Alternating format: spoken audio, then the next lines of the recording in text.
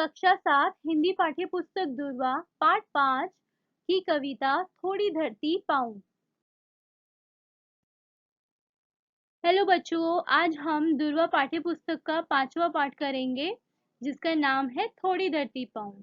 अब बच्चों, ये कविता है सर्वेश्वर दयाल सक्सेना की। इसमें कवि ने हमको धरती के बारे में बताया है। जिस धरती पर पेड़ पौधे होते हैं, है ना, फल फूल होते हैं, उसके लाभों के बारे में बताया है और उन्होंने बताया है कि धरती पर पेड़ पौधों का होना कितना जरूरी है। ठीक है, तो अब हम ये कविता पढ़ते हैं। बहुत दिनों से सोच रहा था थोड़ी धरती पाऊं, उस धरती में बाग बगीचा जो हो सके लगाऊं। अब यहाँ पर जो कवि हैं वो ये कहना चाहते हैं कि मैं बहुत दिनों से सोच रहा था कि मैं थोड़ी धरती पाऊं। मतलब जो कवि है वो जमीन चाहते हैं, ठीक है, कि उनको कोई जमीन मिले ताकि उसमें वो बाग बगीचा लगवा सके। ठीक है, उस धरती पर वो पेड़ पौधे लगवाना चाहते हैं। ठीक है, जिसमें फूल खिले, फल खिले, खिले फूल फल, चिड़िया बोले, प्यारी खुशबू डोले, ताजी हवा जलाशय में अपना हर रंग भिगोले। वो चाहते हैं कि उस बगीचे में फूल खिले, फल खिले, चिड़िया चहचहाए, ठीक है, और उन फूलों की जो खुशबू है वो दूर दूर तक फैले। और वो चाहते हैं कि उस बगीचे में एक छोटा सा तालाब भी हो, जिसमें कि जो पशु पक्षी हैं वो जब उसमें नहाए तो वो अपने शरीर का एक अंग उसमें भिगो ले। ठीक है, लेकिन 1 इंच धरती भी कहीं नहीं मिल पाई, एक पेड़ भी नहीं कहे जो मुझको अपना भाई। कवि कहते हैं कि इतना ढूंढने पर भी मुझे ऐसी कोई धरती नहीं मिली जहां पर मैं बाग बगीचे पेड़ पौधे लगवा सकूं। ठीक है, और मुझे कोई ऐसा पेड़ भी नहीं मिला जो कि मुझे कह सके कि मैं उसका अपना हूँ। ठीक है, मतलब कवि यहाँ पर बच्चों हमें ये बताना चाहते हैं कि जैसे उन्होंने कहा कि लेकिन 1 इंच धरती भी कहीं नहीं मिल पाई। मतलब इससे वो हमें ये बताना चाहते हैं कि आज के टाइम में जो लोग हैं वो पेड़ पौधों को काट कर अपने मतलब के लिए, अपनी सुविधा के लिए, अपने रहने के लिए वहां पर जगह बनाए जा रहे हैं और पेड़ पौधों को नष्ट करते जा रहे हैं, जिससे कि जो नुकसान है वो हमारी धरती को ही है। ठीक है, हो सकता है पास तुम्हारे अपनी कुछ धरती हो, फूल फलों से लदे बगीचे और अपनी धरती हो। कवि यहाँ पर अब हमसे प्रश्न करते हुए कहते हैं कि हो मेरे पास तो ऐसी कोई धरती है नहीं जहाँ पर मैं पेड़ पौधे लगा सकूं, लेकिन शायद तुम्हारे पास कोई ऐसी धरती होगी जहां पर खूब पेड़ पौधे लगे होंगे और वहां पर बहुत से फूल होंगे और फलों से वो लदा हुआ होगा। ऐसा बगीचा तुम्हारे पास जरूर होगा, ऐसी धरती, है ना। वो कहते हैं और जिसे तुम अपनी धरती कह सको। हो सकता है छोटी सी क्यारी हो, महक रही हो छोटी सी खेती हो, जो फसलों में दहक रही हो।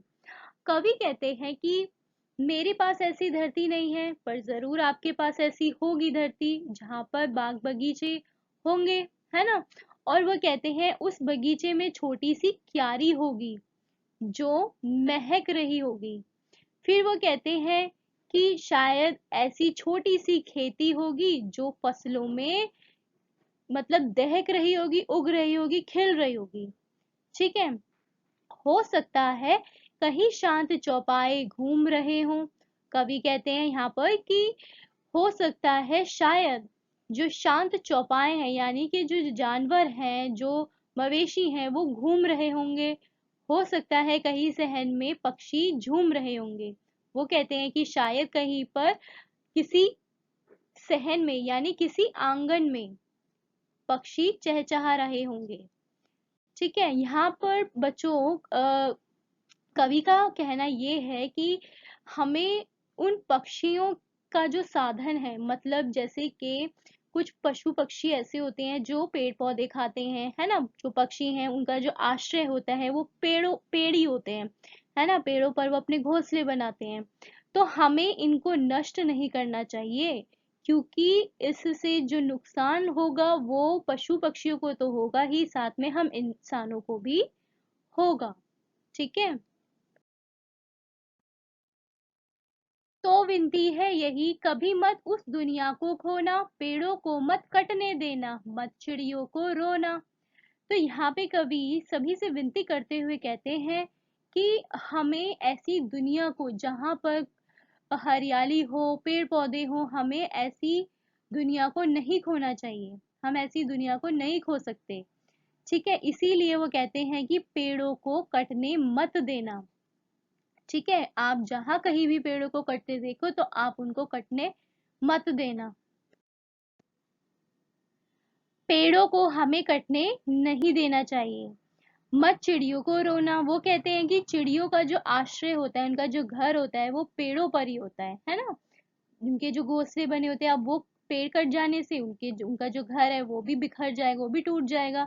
तो इसीलिए जो पेड़ कटते हैं तो चिड़िया क्या करती है, रोती हैं पेड़ों के कटने से, है ना।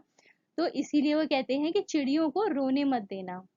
एक एक पत्ती पर हम सब के सपने सोते हैं, शाखें कटने पर वे भोले शिशुओं सा रोते हैं। अब कवि यहाँ पे कहते हैं कि पेड़ों की जो पत्तियां हैं उस पर हम मनुष्यों के सपने सोते हैं।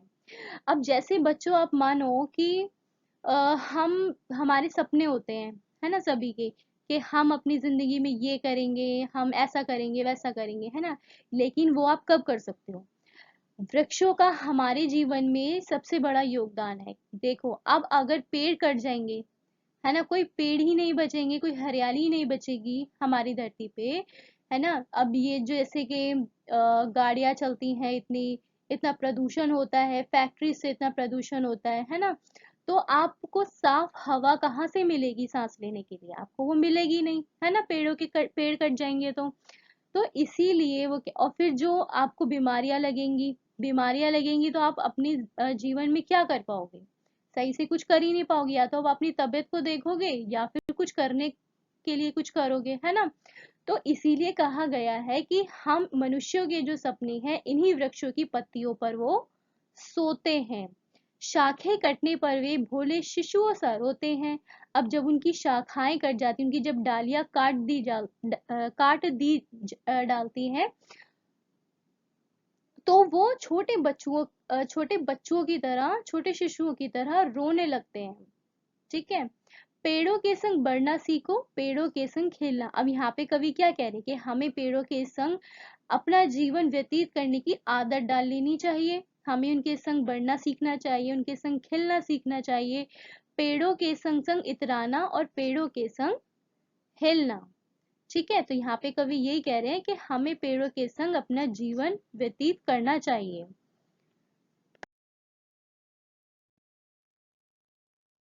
बच्चे और पेड़ दुनिया को हरा भरा रखते हैं।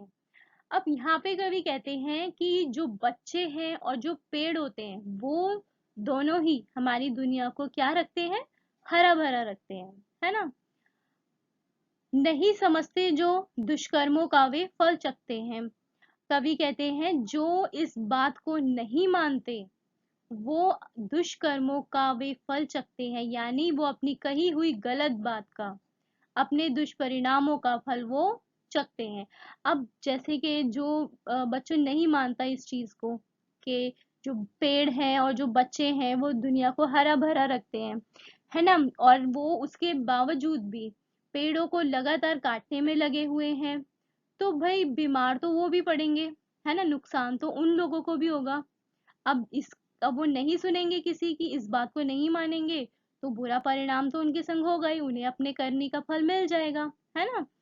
आज सभ्यता वैशी बन पेड़ों को काट रही है, जहर फेफड़ों में भरकर हम सबको बांट रही है। कवि कहते हैं हमारी जो आज की आधुनिक सभ्यता है, मतलब हमारे आज का जो टाइम है, जो लोग हैं वो इतने पागल हो गए हैं, इतने ज्यादा अंधाधुंध तरीके से वहशी बनकर पेड़ों को काटते ही चले जा रहे हैं। और जिससे कि क्या हो रहा है, जहर फेफड़ों फेफड़ों में भरकर हम सबको बांट रही है। इसका परिणाम ये हो रहा है कि हमारा जो वातावरण है वो प्रदूषण उसमें फैल दी जा रही है ना। जो मतलब जो हमारा वातावरण है वो प्रदूषित होता जा रहा है, जिससे कि लोग बीमार हो रहे हैं, है ना, बीमारियां फैल रही हैं। तो इसीलिए कवि ने कहा है कि ऐसी दुनिया को तुम मत खोने देना, है ना। तो यहाँ पे हमें पेड़ों के बारे में, धरती के बारे में यही चीज बताई गई है। इसीलिए कवि ने शुरू में कहा था कि वो थोड़ी सी धरती पाऊं, इसीलिए वो चाहते हैं कि मैं थोड़ी सी धरती पाऊं, जिससे कि मैं वहां पर पेड़ पौधे लगवा सकूं। और उन्होंने ये भी विनती करी है कविता में कि लोगों को भी ज्यादा से ज्यादा पेड़ पौधे लगाने की कोशिश करनी चाहिए, बजाय कि उन्हें लगातार निरंतर काटने की। ठीक है, तो इस कविता के जो कवि हैं वो है सर्वेश्वर दयाल सक्सेना, ये आपको याद रखना है। ठीक है, ओके। तो अब हम इस कविता के प्रश्न करेंगे। पहला है, कवि बाग बगीचा क्यों लगाना चाहता है। अब वो बाग बगीचा क्यों लगाना चाहते हैं, क्योंकि कवि के अनुसार मनुष्य ने इमारतें बनाने के लिए वृक्षों की अंधाधुंध क्या करी है, कटाई करवाई है ना, उन्हें काटते जा रहे हैं। उसने चारों ओर इमारतों के जंगल खड़े कर दिए हैं। अब हालात ये हो गए हैं कि बाग बगीचे लगवाने तक की जमीन शेष नहीं रही है, मतलब बची नहीं है कि बाग बगीचे बनवाए जा सके। अतः कवि इन्हें लगवाकर वृक्षों को उगाना चाहता है, हरियाली भरा वातावरण कायम करना चाहता है। ठीक है, कविता में कवि की क्या विनती है। अब कवि ने क्या विनती करी है कि लोगों से विनती करी है कि पेड़ों को कभी ना काटे, और यदि कोई काटने की कोशिश भी कर रहा हो तो उसे काटने से मना करें, उसे काटने ना दें। ठीक है, कवि क्यों कह रहा है कि आज सभ्यता वैश्वी वन पेड़ों को काट रही है, कवि ने ये क्यों कहा है, उसने अपने कौन से हमें इसमें अपने विचार लिखने हैं कि उन्होंने ऐसा क्यों कहा है। कवि मानव सभ्यता को वैश्वी इसलिए कह रहा है क्योंकि लोग अपने स्वार्थ के लिए दिन रात पेड़ की कटाई में लगा हुआ है ना। वे ना तो आने वाले कल के विषय में सोच रहा है और ना ही आने वाली पीढ़ी के विषय में। ठीक है, कविता की इस पंक्ति पर ध्यान दो, बच्चे और पेड़ दुनिया को हरा भरा रखते हैं। अब तुम ये बताओ कि पेड़ों और बच्चों में क्या कुछ समानता है, उसे अपने ढंग से लिखो। अब बच्चों और पेड़ों में बहुत प्रकार की समानता है, जैसे जहाँ पेड़ रहते हैं उस स्थान का सौंदर्य अलग ही होता है ना, हमें ताजी हवा मिलती है। उनकी मुस्कुराहट जीवन को खुशियों से भर देती है। पेड़ हरियाली ही नहीं देते बल्कि वे ठंडक फल फूल भी देते हैं। इसी तरह जो बच्चे हैं जीवन में प्रेम सुख और सौंदर्य भर देते हैं। इसीलिए कवि ने कहा था कि हमारे हमारे देश को, मतलब जो वातावरण है उसको हरा भरा रखने वाले पेड़ और बच्चे दोनों ही हैं। ठीक है, अब इसमें आपसे पूछा गया है कैसी लगी कविता। अब कविता पढ़ो और जवाब दो। अब आपसे पूछा गया है कि इस कविता की कौन सी पंक्तियां आपको सबसे अच्छी लगी। ठीक है, तो हम कह सकते हैं कि कवि ने जो कहा था कि पेड़ों के संग बढ़ना सीखो, पेड़ों के संग खिलना, पेड़ों के संग संग इतराना, पेड़ों के संग हिलना। ठीक है, अब फिर आपसे पूछा गया है कि ये पंक्तियां आपको अच्छी क्यों लगी है। तो इसमें आप बच्चों जवाब दे सकते हो कि जैसे ये पंक्तियां हमें इसलिए अच्छी लगी क्योंकि कवि ने इसमें हमें बताया है कि हमें पेड़ों के संग रहने, पेड़ों के रहने से, जब पेड़ होते हैं बगीचे में तो उससे फूल खिलते हैं, फल खिलते हैं, है ना। उनके रहने से, पेड़ों के रहने से चिड़िया चहचहाती हैं, है ना। फूलों की खुशबू हवा में घुल जाती है। ताजी हवा बहते बहते कहाँ चली जाती है, तालाबों झीलों तक पहुंचती है। पक्षी इस ताजी हवा का आनंद लेते हुए क्या करते हैं, नदी तालाब में स्नान करते हैं। ठीक है, और ये जो दृश्य है हमें बहुत ही सुंदर लगता है देखने में, है ना। और हमें पेड़ों के संग अपना जीवन बिताने की आदत डालनी चाहिए, हमें पेड़ पौधे उगाने चाहिए, हमें उनकी तरह खिलना चाहिए। ठीक है, तो आप ये सब चीजें इसमें लिख सकते हो। ओके, बातचीत में आपको दी गई है यहाँ पे बच्चों एक लकड़हारे और एक बच्चे की दी गई है बातचीत, उसको आपको अपनी समझ से पूरा करना है। जैसे बच्ची है, उसने किसी को पेड़ काटते हुए देखा होगा तो उसने बोला, ओ भैया आप इस पेड़ को क्यों काट रहे हो। लकड़हारे ने कहा, ये तो मेरा काम है, बच्ची ने कहा पर ये तो गलत है। लकड़हारे ने कहा ये कैसे गलत है, इससे तो मेरे परिवार का भरण पोषण होता है। तो बच्ची ने क्या कहा होगा आपको बताना है। तो वो कह सकती है कि भैया आज जब आप पेड़ काटते हो तो ये हमारे वातावरण और हमारी धरती को नुकसान होता है इससे, है ना। पेड़ कटने से मिट्टी की जो उर्वरा शक्ति होती है वो खत्म हो जाती है। पेड़ जो होते हैं वो मिट्टी को क्या करते हैं, बांध के रखते हैं, ठीक है। जिससे कि क्या होता है कि हमारी जो हम जो फसल बोते हैं उसमें मिट्टी की जरूरत होती है। अब जब बाढ़ आएगी, है ना, तो वो उसको मिट्टी को बहा के ले जाएगी। अगर पेड़ ही नहीं होंगे तो कैसे हमारी फसल होगी, कैसे हमारा भरण पोषण होगा, है ना। तो वो ये सब बातें उससे कह सकती है। पेड़ और हवा को शुद्ध भी रखते हैं, ताजी हवा देते हैं वो हमें, है ना। और वो हमारी प्रकृति का संतुलन बनाकर रखते हैं। पेड़ों जैसे आप पेड़ों को खत्म कर दोगे तो एक दिन हम भी खत्म हो जाएंगे, है ना। तो ये आप कह सकते हो। फिर लकड़हारा शायद उसे कुछ बात समझ में आएगी तो वो क्या कहेगा उसे, जैसे कि हमें तो इस चीज की जानकारी ही नहीं थी, है ना बिटिया, अब मैं इस पेड़ को नहीं काटूंगा, है ना। जो पेड़ काटे हैं उनके स्थान पर नए पेड़ लगाऊंगा, मैं आज ही ये चीज जरूर करूंगा, ठीक है। तो इस तरीके से आप इस कहानी को आगे, मतलब इस बातचीत को आगे अपने ढंग से पढ़ा सकते हो, ठीक है। अगला है बाग बगीचा। अब इसमें बच्चों आपसे पूछा गया है कि तुम पेड़ों को बचाने के लिए क्या कुछ कर सकते हो। तो आप पेड़ों को बचाने के लिए क्या कर सकते हो, आपको यहाँ पे वो लिखना है, ठीक है। जैसे आप पेड़ों को कटने से रोक सकते हो, है ना, पेड़ों को कटने से रोक सकते हो। और आप क्या कर सकते हो, पेड़ पौधे लगा सकते हो,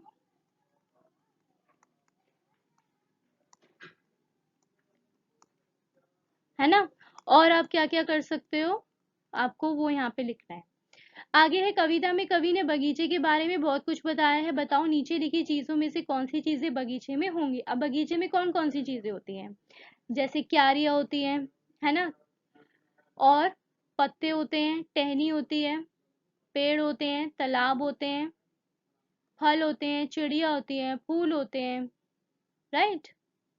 तो ये सारी चीजें आप लिखोगे।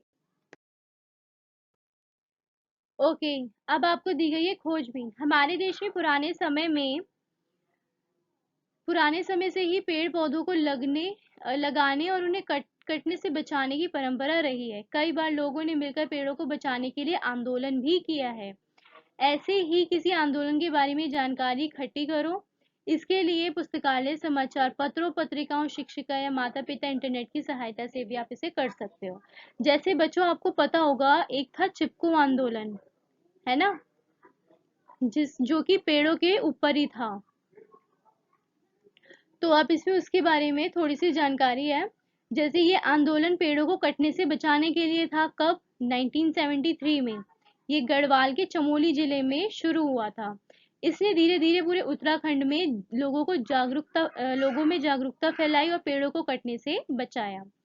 ये किसके नेतृत्व में हुआ था, ये हुआ था सुंदरलाल बहुगुणा के नेतृत्व में हुआ था, और स्त्रियों ने बढ़ चढ़कर इसमें भाग लिया था। स्त्रियां पेड़ों से क्या हुआ था उस टाइम पे, जब लोग पेड़ों को काट रहे थे तो सारी स्त्रियों ने एकजुट होकर के पेड़ों से वो चिपक गई थी, ठीक है। उनके चिपक जाने से ही इसका नाम क्या पड़ा, चिपको आंदोलन। और बल प्रयोग करने पर भी वो नहीं हटी थी। इस तरह से आंदोलन ने पूरे भारत के लोगों को जागरूक करा। ये एक ऐसा आंदोलन था जहां स्त्रियों ने ही सबसे अधिक मात्रा में भागीदारी ली थी, ठीक है। इस आंदोलन को पूरे विश्व में सराहा गया था, ठीक है। इन शब्दों के समान अर्थ वाले कुछ शब्द लिखो। अब समान अर्थ किसे कहते हैं, पर्यायवाची, है ना, जो उनसे मिलते हो, जो उनका मीनिंग बिल्कुल एक हो। अब धरती है, धरती को हम और क्या कहते हैं, जैसे जमीन कहते हैं, ठीक है, भूमि, पृथ्वी, ठीक है। चिड़िया को हम क्या कहते हैं, और जैसे पक्षी, पंछी, खग। फिर है हवा, हवा को और क्या कहते हैं, हवा को वायु कहते हैं, समीर,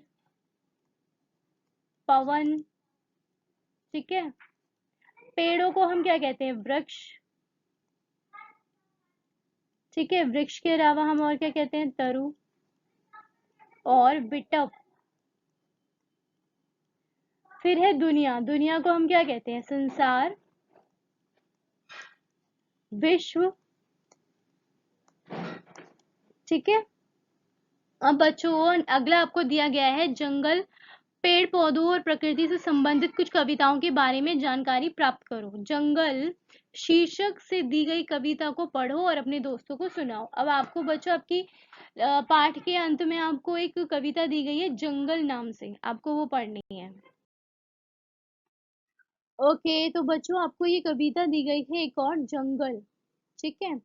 बादलों का प्यार जंगल, आदमी का यार जंगल, फूल फल देता सभी कुछ कर रहा उपकार जंगल। और यहाँ पे क्या बताया गया है कि जो जंगल है वो बादलों का भी प्यार है ना, आदमियों का क्या है? यार है, मतलब दोस्त है, जो कि हमें फूल फल देता है ना, जो कि हम पे बहुत उपकार कर रहा है, हमें बहुत सी चीजें देके, फल फूलों के अलावा वो हमें औषधियां भी देते हैं, है ना। मूक है, सहता इसी से दुश्मनों के वार जंगल। अब जो जंगल है वो मूक है, मतलब कि शांत है, वो बिल्कुल चुप है, किसी से कुछ कहता नहीं है, सब कुछ सहता रहता है ना। जो लोग, जो पेड़ों के दुश्मन है, जो जंगलों के दुश्मन है, जो लोग हैं, है ना, जो दुश्मन बने हुए हैं उसके, उनको काटने पे लगे हुए हैं, है ना, उनकी वारों को वो सहता है। जब कभी टेसू खिले तो दहकता अंगार जंगल। कारखानों के धुएं से पड़ गया बीमार जंगल। अब कारखानों से, गाड़ियों से जो इतना प्रदूषण हो रहा है, जो इतनी गंदगी निकल रही है, उनको वो सहता है ना, उससे वो क्या हो रहा है? बीमार पड़ता जा रहा है वो। इस तरह कटता रहा तो जाएगा बन थार जंगल। अब थार यानी कि थार रेगिस्तान है, ठीक है। मतलब राजस्थान में जो रेगिस्तान है थार, उसकी तरह बंजर हो जाएगा, सूख जाएगा, अगर इसी तरीके से वो कटता रहा। आदमी की पाशविकता भोगने को तैयार जंगल। आदमी के जो पाशविकता है, जो इतना बुरा व्यवहार कर रहा है उसके संग, वो उसको भोगने को भी तैयार खड़ा रहता है, ठीक है। ये किसकी कविता है? लक्ष्मी नारायण प्योदी की है, ठीक है। जिसमें भी इसमें भी हमें जंगलों के बारे में उनकी इम्पोर्टेंस बताई गई है, ठीक है। Do like share and subscribe and keep watching, thank you.